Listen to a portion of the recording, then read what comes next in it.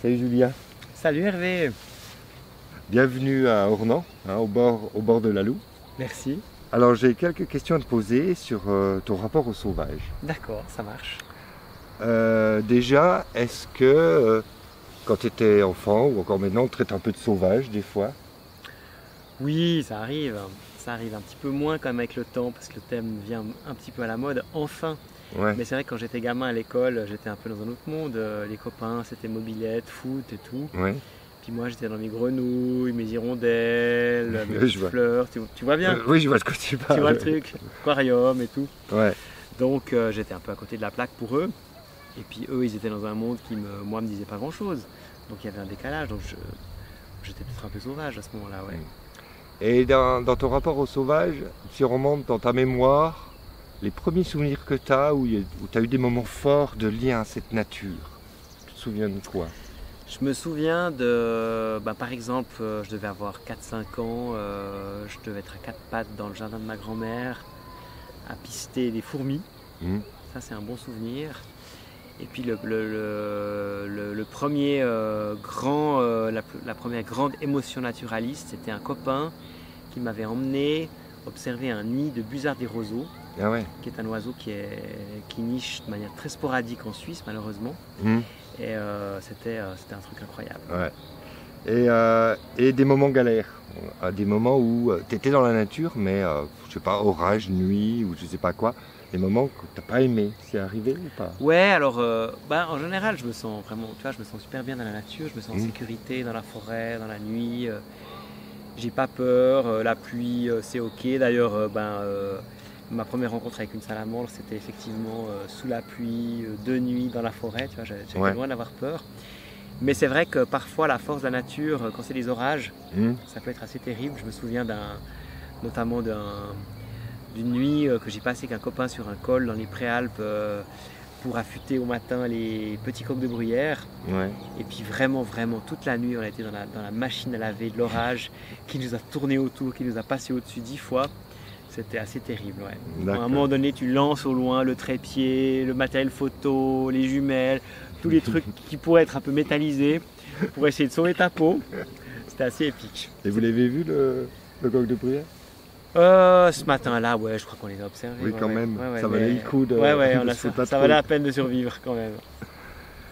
Dans ce rapport au sauvage, est-ce qu'il y a des personnes qui t'ont inspiré? Des personnages, des gens qui ont vécu des choses? Oui, bien sûr.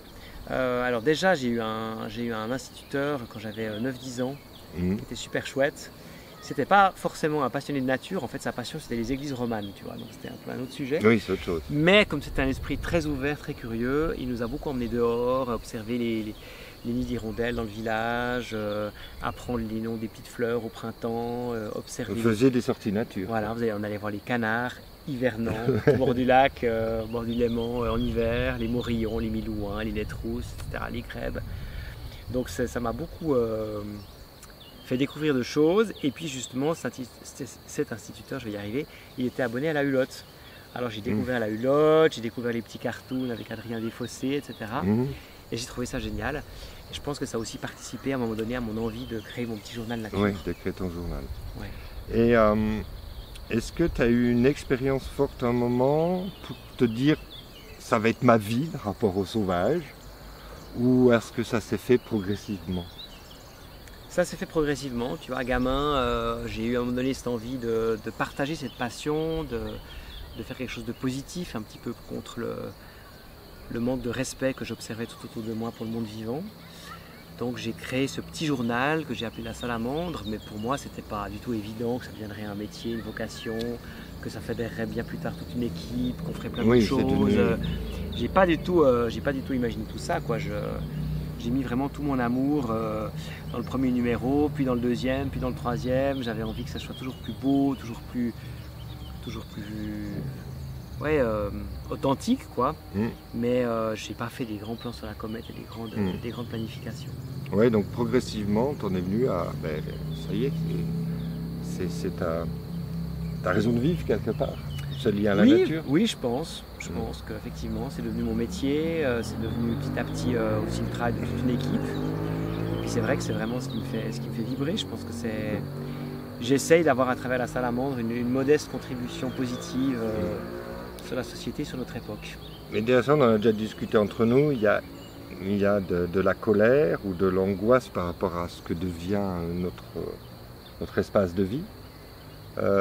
Qu'est-ce qui, toi, te met le plus en colère dans ce qui se passe là autour, ce que tu peux croiser? La violence de destruction de la beauté. Je trouve que c'est ce qui est le plus terrible quand tu vois une belle forêt qui est complètement explosée en quelques heures par des énormes engins mécaniques. C'est un spectacle de science-fiction, c'est quelque chose de terrible. Tu as les oiseaux qui sont en train de nicher, tu as des grenouilles qui ont pondu leurs œufs dans des mares et tout, et puis tout à coup tu as ces énormes machins qui arrivent avec leurs grosses roues qui bousillent tout. Je trouve que c'est assez terrible ça. Ouais. C'est quoi, de la colère, de la tristesse ou de la tout ça à la colère, fois? de la colère, de la tristesse, les deux ensemble. Ouais. Ouais. La colère, l'avantage c'est que ça donne de l'énergie en fait. C'est une émotion que je vis pas facilement. Mais c'est vrai qu'après, voilà, ça peut mobiliser positivement, évidemment si possible, sans être dans la violence. Dans tes projets, est-ce que tu as des projets de connexion sauvage, d'aller voir des choses, peut-être pas obligatoirement très loin, mais un animal, un milieu que tu as encore envie qui peut te créer de l'émotion, même si j'imagine qu'il y en a plein qui te créent des émotions, mais en particulier. Après je suis pas partie des naturalistes cocheurs. Si je peux observer des grimperos un petit moment ou un cincle au bord d'une rivière qui prend ses bains, qui va chercher des petites larves de trichoptères, je trouve ça juste fabuleux quoi. Oui. Donc, c'est pas toi que je vais dire ça. Oui. Je crois que t'es un peu très convaincu. Quand on s'est baladé hier, on est tombé sur des petites larves de salamandre. Ouais. Et je t'ai vu plein d'émotions. Alors je me dis, alors il connaît les salamandres. Je t'ai vu comme un enfant avec ton regard d'enfant, c'était fabuleux ça. C'était trop bien. Donc je vois encore, voilà, l'enfant en toi, il est toujours présent, est émerveillé sur des choses simples. Et ça, j'adore ça. Quoi. Oui, clairement. Et ça, c'est vraiment un peu du message qu'on essaie de transmettre. C'est que tu vois, à nos pieds, il y a des jolies petites fleurs de Véronique. Je me souviens encore quand mon prof, quand j'avais 10 ans, nous a appris que c'était les Véroniques. Je crois qu'il appelait ça aussi des larmes de crapaud. Je ne sais pas pourquoi. Je ne sais pas si c'est un vrai nom. Voilà, elle est tellement belle avec sa symétrie. C'est régulier, puis en même temps, c'est irrégulier. Enfin, cette couleur magnifique, c'est juste beau quoi. Je me dis. Et puis moi je l'ai coupé, t'as vu? Ouais, merci. Hein. On est dans mon jardin, on a passé la faux tout à l'heure, faut couper quelquefois un peu l'herbe. Un petit peu, ouais. Non mais alors voilà, donc des projets si tu veux, oui, j'ai toujours des projets. Cet automne j'aimerais bien, j'ai décidé que j'allais aller revoir des ours. Où ça? En Espagne. J'ai eu la chance de passer du temps avec des ours à deux reprises en Slovénie. Et puis là je vais aller un petit peu en Espagne. Voilà, je trouve que c'est une bonne expérience de modestie en fait. C'est vrai que chez nous, on est tellement tout puissant comme être humain. Quand tu bivouaques dans une forêt où il y a des ours, c'est un peu autre chose. Tu vois pas la forêt pareil. C'est comme l'orage sur le col avec les petits coqs, ça te ramène à ta juste place de petit humain. Et je pense que c'est bien. Et d'ailleurs, on pourrait recommander ça à tous nos ministres de temps en temps. Bonne idée. Ça devrait être obligatoire. On va mettre ça dans la Constitution. Ils choisissent leur animal. Voilà. À propos d'animal, tu disais l'ours. Est-ce qu'il y a d'autres animaux? Si je te dis le mot sauvage, quel est l'animal, que sont les animaux qui pour toi symbolisent le sauvage ou qui te marquent? Bon, le sauvage, par définition, c'est ce qui nous résiste. À nous, humains modernes, c'est un peu le monde duquel notre modernité, notre civilisation nous a extraits. L'être humain se définit avec sa culture, tu vois, comme étant sorti de la nature, avec le drame que ça crée aujourd'hui. Donc le sauvage, c'est ça, c'est tout ce qui résiste en fait à la volonté humaine tellement puissante. C'était quoi la question? La question c'était quel est l'animal? Ah oui. Les animaux. Donc évidemment, qui représente le sauvage. Alors voilà, donc par rapport à cette altérité qui agace, qui dérange, qui dépasse notre volonté toute puissante de contrôle, il y a évidemment des animaux qui nous chatouillent. Alors je pense évidemment au loup, qui est vraiment un symbole très fort. Qui est revenu ici, là, et dans les montagnes, il est même passé sur celle qui est derrière nous, là. Alors ça crée quelques tensions, évidemment, pas tout simple. Donc voilà, mais je vais peut-être justement pas te donner le loup parce que lui c'est vraiment le cliché total, c'est la cristallisation de Tu peux en les citer émotions plusieurs, pour et contre. Non mais je prendrais son petit cousin justement de nature ordinaire que j'aime tellement, c'est le renard. Ouais. C'est vrai que quand tu croises un renard et que je ne comprends pas comment on peut tirer 600 000 renards en France chaque année, ça me paraît complètement barbare. C'est un tellement bel animal, tellement utile en plus. Alors évidemment, il chippe une poule de temps en temps, c'est très embêtant. Mais quand on pense je crois aux 4000 campagnols qu'il peut bouffer chaque année, c'est un animal tellement utile en fait pour l'agriculteur et tellement beau. Et c'est vrai quand tu croises le regard d'un renard tout à coup au détour d'une haie, c'est quelque chose d'une intensité tellement incroyable parce que tu sens cette intelligence, tu sens cette bête tellement débrouille, tellement résiliente face aussi à tout le mal qu'on lui fait. Elle est toujours là, elle résiste. Elle a sa force vitale qui est là et puis en même temps c'est le mystère. Qu'est-ce qu'il y a derrière ce regard? Qu'est-ce qu'il y a comme pensée quoi? Parce que pourquoi ce serait que nous qui pensons? Pourquoi ce serait juste de l'instinct? Mais non, le renard il a des émotions, il a des émotions, il a des sentiments, il a des pensées. Moi j'en suis sûr. L'animal n'est pas qu'une machine. Exactement. Comme avait dit Descartes. Oui, alors Descartes, merci. Hein. Sur ce point-là. Et puis c'est vrai que ça me fait penser aussi à l'émotion que j'ai vécue. J'ai eu la chance d'avoir 3 enfants et puis en fait quand un enfant il sort du ventre de sa mère, il y a un moment vraiment, souvent il y a un moment de grande attention au monde extérieur, très intense. Et en tout cas moi j'ai vécu ça avec les 3 et tu as tout à coup cette petite vie tellement fragile qui te fixe, évidemment sans un mot.